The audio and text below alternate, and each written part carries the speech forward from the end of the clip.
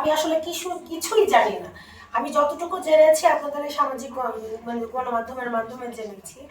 আমি অন্য কোনো পারপাস কিছুই জানি না, এর সম্পর্কে আমি আসলে কিছু জানি না। তবে তিনি গুরুতর আহত এবং উনি হসপিটালাইজড।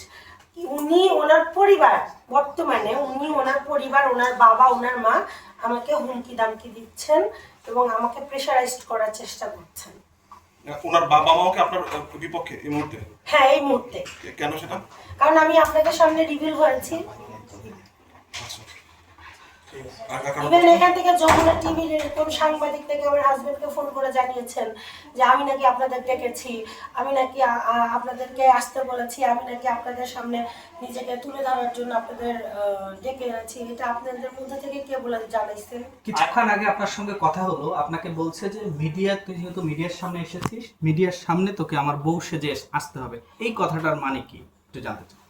এই কথাটার মানে হচ্ছে তিনি আমাকে বোঝাতে চেয়েছেন যে তুই মিডিয়ার সামনে এসে যখন প্রকাশ করেছিস যে তুই আমার বউ, তাহলে তুই আজ থেকে মিডিয়ার বউ হয়ে থাকবে, আমার সাথে তোর স্ত্রী হিসাবে সংসার করার কোনো দরকার নেই। আর আপনার শাশুড়ি যে আপনাকে বারবার বলতেছে কেন মিডিয়ার সামনে এলি, লোকটা আগে সুস্থ হোক, সুস্থ হোক, কেন? কারণ তারা ভাবছে যে আমি যখন রিভিলে মানে আমাকে যখন আপনারা রিভিল করবেন, তখন তার আইনি প্রক্রিয়ায় মানে ওই ঘটনার প্রেক্ষিতে আইনি প্রক্রিয়ায় কোনো জটিলতা দেখা দিতে পারে। আপনার সংসার ভাঙলো ওই নারী, সেক্ষেত্রে কি পদক্ষেপ নেবেন আপনি? পদক্ষেপ নিব হচ্ছে আমি আইনি সহায়তা চাই আপনাদের মাধ্যমে। আমি চাই মানে আইনি প্রক্রিয়া যেন একটা সুষ্ঠু বিচার হয়, এটাই। বাচ্চাদের ভবিষ্যৎ কি হবে? বাচ্চাদের ভবিষ্যতেও আমি চাই এই আইনি প্রক্রিয়ার দ্বারা সুষ্ঠুভাবে তাদের ভবিষ্যৎ সুনিশ্চিত হোক।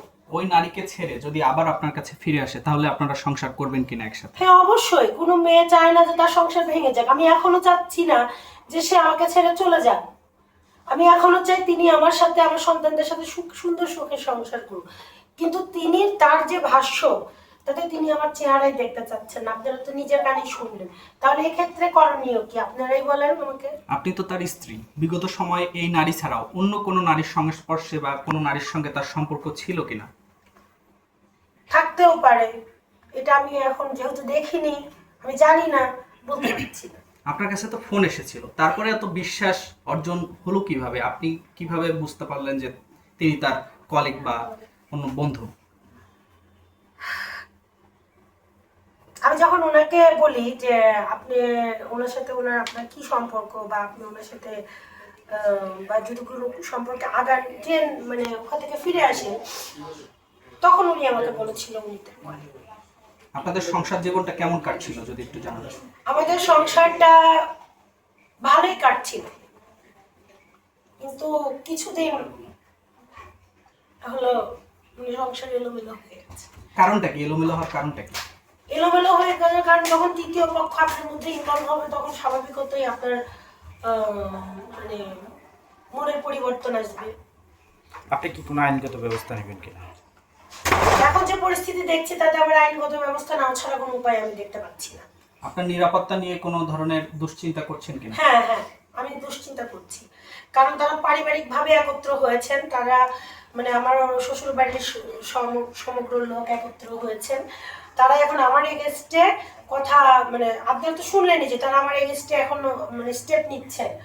তাহলে আমি এখন কি করব, মানে আমার কিভাবে থাকা উচিত, এটা আপনারাই নির্ধারণ করেন। বাচ্চারা কি বাবাকে